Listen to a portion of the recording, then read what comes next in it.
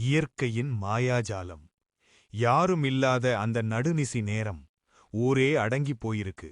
ஆனா அந்த பழைய குளம் மட்டும் இருட்டுல அப்படியே மூழ்கி கிடக்கு.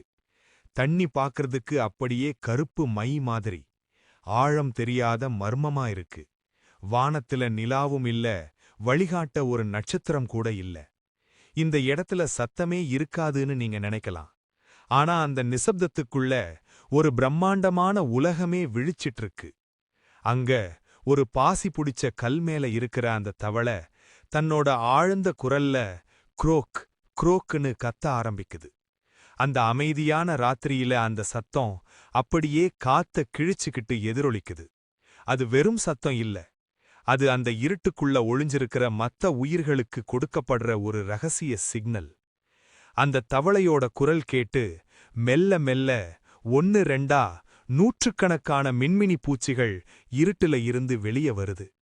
எந்த மின்சாரமும் இல்லாம, எந்த செயற்கை மியூசிக்கும் இல்லாம அந்த இடமே ஒரு மாயாஜால உலகமா மாறுது.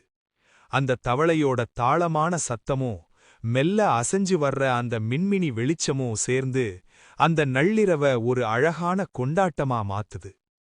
விடியல் காலத்துல அந்த வெளிச்சம் மறையும்போதுதான் ஒரு உண்மை புரியுது.